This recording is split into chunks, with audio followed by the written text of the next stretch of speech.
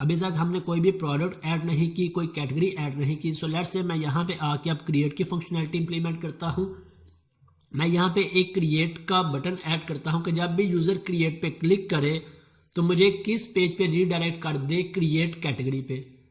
तो उस पेज पे जाके हम एक कैटेगरी ऐड कर लेंगे और फिर इस पेज को डिस्प्ले करवा देंगे। लेट्स से मैं वापस आ जाता हूँ यहाँ से। अब हमारी क्या रिक्वायरमेंट है, एक हमने एक्शन क्रिएट कर लिया, किसके लिए, जो हमारी लिस्ट को डिस्प्ले करवा रही है। अब हम एक और एक्शन क्रिएट करेंगे, किस पर्पस के लिए, जिसमें हम क्रिएट फॉर्म डिस्प्ले करवाएंगे।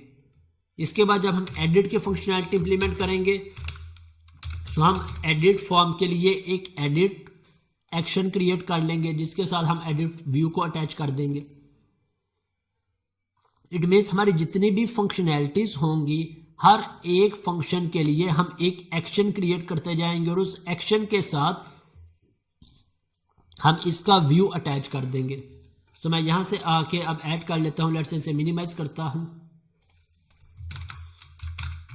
पब्लिक आई एक्शन रिजल्ट, और अब मुझे क्रिएट का फॉर्म चाहिए। सो मैं यहां से आके क्रिएट का फॉर्म ऐड कर लेता हूं। और जब भी हम आई एक्शन रिजल्ट रिटर्न टाइप को यूज करेंगे, सो हमें किस तरह का ऑब्जेक्ट रिटर्न करना पड़ेगा, किस टाइप का, व्यू टाइप का। इसी तरह जब हम एडिट का फॉर्म क्रिएट करेंगे, सो मैं एक एडिट का एक्शन क्रिएट कर लूंगा, जिसके साथ मैं एडिट का फॉर्म या एडिट का व्यू अटैच कर लूंगा, रिटर्न व्यू। इसी तरह जब हम डिलीट की वर्किंग पे जाएंगे या कोई डिटेल डिस्प्ले करवाना चाहते हो, तब हम यहाँ से जाके डिटेल और डिटेल के साथ डिटेल का फॉर्म या डिटेल का व्यू अटैच कर देंगे। तो जब भी यूजर इस एक्शन को कॉल करेगा तो इसके साथ जोन सा भी व्यू अटैच होगा, वो व्यू डिस्प्ले हो जाएगा। इसी तरह जब यूजर क्रिएट इस एक्शन को कॉल करेगा तो इसके साथ हमने जोन सा भी व्यू अटैच किया होगा, वो व्यू यहां से रिटर्न हो जाएगा या यहां से डिस्प्ले हो जाएगा।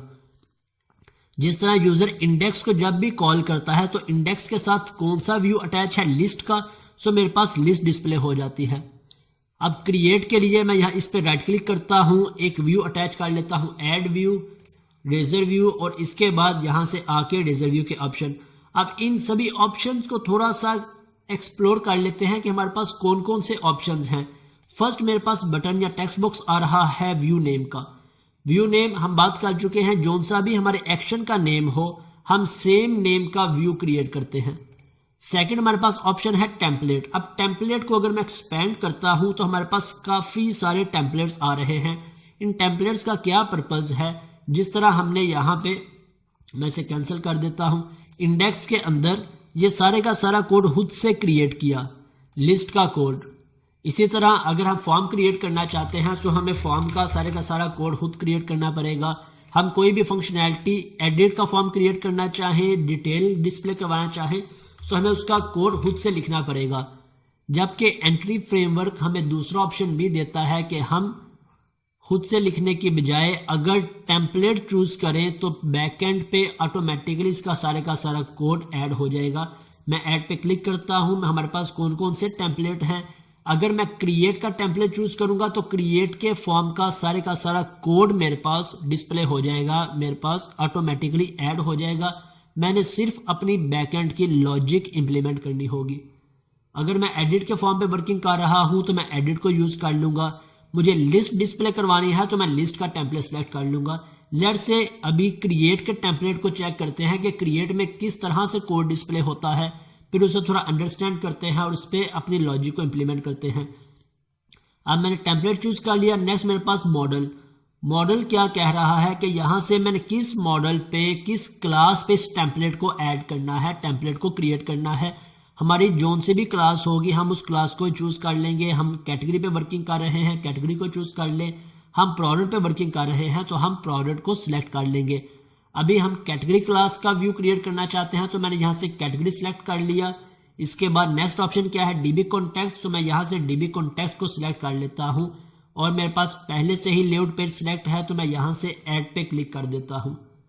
तो अब ये सारे का सारा क्रिएट का फॉर्म जो हमने खुद से क्रिएट करना था, स्कैप फोल्डिंग के थ्रू सारा कोड ऑटोमेटिकली ऐड हो जाएगा।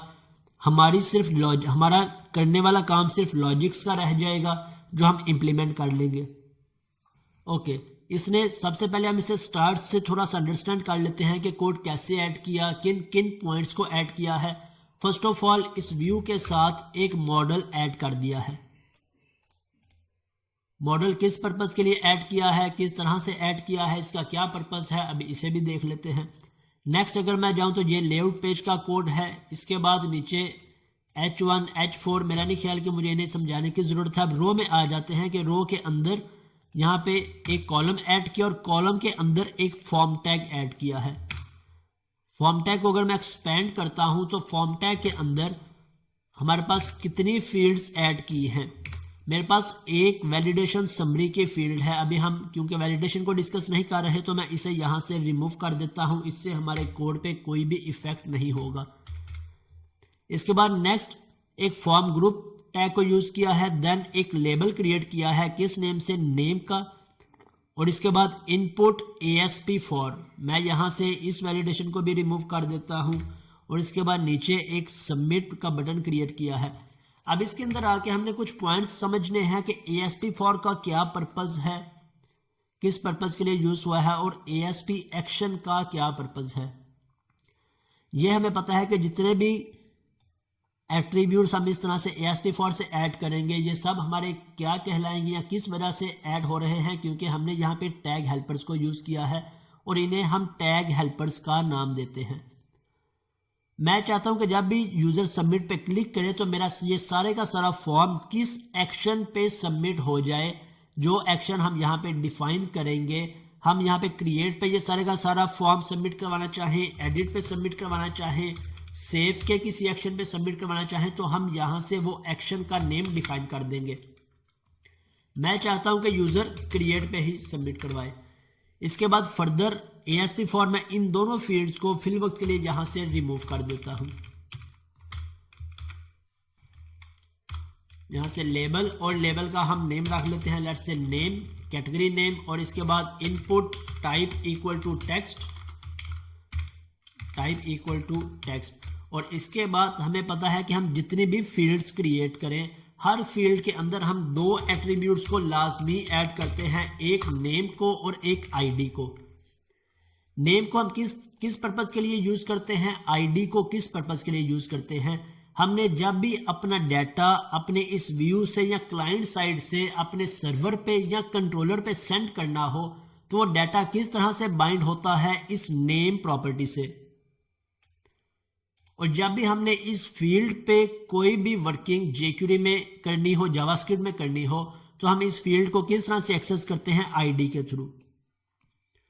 हम डिस्कस कर चुके हैं जावास्क्रिप्ट में भी और jQuery में भी कि आईडी के थ्रू हम किस तरह से इसे एक्सेस कर सकते हैं, इनकी फील्ड्स को चेंज कर सकते हैं। सो ये दोनों एट्रीब्यूट्स हमारे लिए बहुत जरूरी होते हैं हर एक फील्ड में ऐड करना। अगर हम मैनुअली इन दोनों को ऐड करना चाहते हैं हम मैनुअली ऐड कर लें, या फिर हम यहाँ पे ASP4 को यूज कर लें, जो क्या करेगा, रन टाइम पे इन दोनों एट्रीब्यूट्स को ऐड कर देगा। लेट्स से मैं यहाँ पे लिख लेता हूँ नेम। अब इसे रन करके देखते हैं कि क्या इसने हमारी आईडी और नेम एट्रीब्यूट्स को ऐड किया है या नहीं। इससे पहले मैं इसका लिंक ऐड कर लेता हूँ कैटेगरी लिस्ट में, और यहाँ पे आके मैं कर लेता हूँ लेट्स से क्रिएट और यहाँ से ASP कंट्रोलर, और कंट्रोलर कौन सा है मेरा, कैटेगरी कंट्रोलर। और इसके बाद ASP एक्शन, एक्शन कौन सा है मेरा, क्रिएट का एक्शन। और इसके साथ मैं बूटस्ट्रैप की क्लास ऐड कर लेता हूँ let's say BTN primary. Okay, अब इसे रन करके देखते हैं। मैं यहाँ से आ जाता हूँ कैटेगरी में, और कैटेगरी के मैं इस ब्रेक पॉइंट को रिमूव कर देता हूँ कैटेगरी कंट्रोलर के अंदर। ओके, मेरे पास क्रिएट का बटन आ गया। मैं इस बटन पे क्लिक करता हूँ, मेरे पास ये फॉर्म आ गया नेम का। अब नेम की इस फील्ड पे राइट क्लिक करके चेक करते हैं इंस्पेक्ट में कि क्या इसने आईडी और नेम दोनों को ऐड किया है या नहीं। मैं इसे थोड़ा सा एक्सपेंड कर लेता हूँ इस तरफ, तो यहाँ से हम देख सकते हैं ये मेरी नेम की फील्ड है और इसने इन दोनों एट्रीब्यूट्स को रन टाइम पे ऐड कर दिया। क्यों? क्योंकि ये दोनों एट्रीब्यूट्स हर एक फील्ड के लिए ज़रूरी हैं। जब हम इसे jQuery में एक्सेस करेंगे तो हम इसे आईडी के थ्रू एक्सेस करेंगे, और जब इस डाटे को पास करेंगे यहाँ से अपने कंट्रोलर में तो वो डाटा किसके थ्रू बाइंड होगा या पास होगा, इस नेम एट्रीब्यूट के थ्रू। अब इसे हम कंट्रोलर में किस तरह से एक्सेस कर सकते हैं, मैं यहाँ से क्रिएट, जब भी यूज़र क्रिएट पे क्लिक करेगा मेरा ये डाटा कहाँ पे पास हो जाएगा, इस एक्शन में। सो मैं इस एक्शन में आ जाता हूँ, यहाँ से इसका एक एक्शन डिफाइन कर लेता हूँ, पब्लिक आई एक्शन, सेम नेम का एक्शन हम डिफाइन कर लें क्रिएट, लेकिन इसके पैरामीटर डिफरेंट होने चाहिए। क्यों डिफरेंट होने चाहिए? क्योंकि सेम नेम का फंक्शन एक्सेप्टेबल नहीं होगा, इसमें कोई ना कोई चेंजेस हमें करनी पड़ेगी। सो मैं यहाँ से आके इसके अंदर किस टाइप का पैरामीटर मेरे पास आ रहा है, स्ट्रिंग, जोन सा भी नेम यहाँ पे हम रखेंगे इसका वो नेम, सेम नेम को हमने यहाँ पे यूज करना है, तभी हमारा पैरामीटर बाइंड होगा। मीन्स जब भी यूजर सबमिट पे क्लिक करेगा, ASP फॉर इसके दो एट्रीब्यूट्स जनरेट करवा देगा, आईडी और नेम का, और नेम में जो भी पैरामीटर हमने यूज किया होगा सिर्फ उसी पैरामीटर को यूज करते हुए हम यहाँ पे अपने कंट्रोलर में उसे एक्सेस कर सकते हैं। अगर हमने इसके लिए स्मॉल n यूज किया है तो हम यहाँ पे आके स्मॉल n को लिखेंगे। अगर हमने उसके लिए माई नेम यूज किया है तो यहाँ पे आके भी हम माई नेम को लिखेंगे, तभी मेरा पैरामीटर यहाँ पे एक्सेस होगा। अब एक और पॉइंट हम यहाँ पे डिस्कस कर लेते हैं। मेरे पास क्रिएट के दो एक्शंस हैं, एक क्रिएट विदाउट पैरामीटर, एक क्रिएट विद पैरामीटर। इस कॉन्सेप्ट को हम क्या नेम देते हैं ओप की लैंग्वेज में, इसे हम ओवरलोडिंग का नाम देते हैं। Function with same name with different parameters is called overloading. और ओवरलोडिंग का कॉन्सेप्ट किस कॉन्सेप्ट को डिफाइन करता है? पॉलीमॉर्फिज्म को। Polymorphism means one function with many shapes. So same function है, मैनी शेप्स, हमने इसकी दो शेप्स क्रिएट की, वन शेप विदाउट पैरामीटर और second shape with one parameter.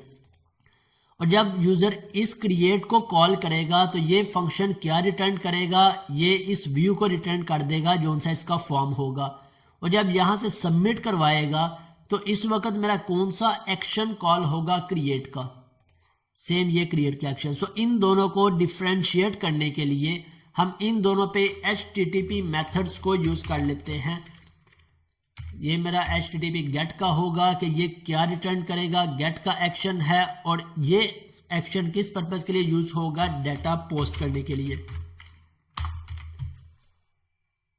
सो यहां से अगर मुझे डाटा गेट करना है तो ये फंक्शन कॉल होगा। अगर मैं डाटा पास कर रहा हूं तो यहां से इसे पता चल जाएगा HTTP पोस्ट का मेथड कौन सा है, जहां पे मेरे पास डाटा पोस्ट हो जाएगा। मैं इस पे क्लिक करता हूं, एक ब्रेक पॉइंट लगाता हूं, और अब लेट्स सी चेक करते हैं कि क्या मेरा नेम यहाँ पे प्रॉपर बाइंड हो रहा है या नहीं। अगर तो बाइंड हो रहा है तब हम इसे डेटाबेस में ऐड करवा लेंगे। अगर बाइंड नहीं हो रहा तो फिर हम इसकी रीजन देखेंगे और इसे सॉल्व करके फर्दर कंटिन्यू करते हैं। लेट्स इसे रन करते हैं। यहाँ से मैं यहाँ से कैटेगरी पे क्लिक करता हूँ, मेरे पास कैटेगरी की लिस्ट डिस्प्ले हो जाएगी।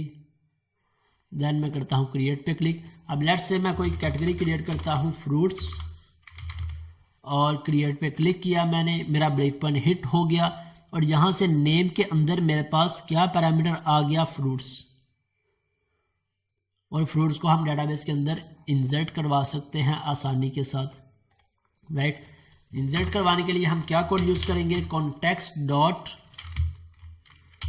Category dot add. अब यहाँ पे हमने कैटेगरी का ऑब्जेक्ट कॉल करना है, सॉरी कैटेगरी का ऑब्जेक्ट क्रिएट करना है।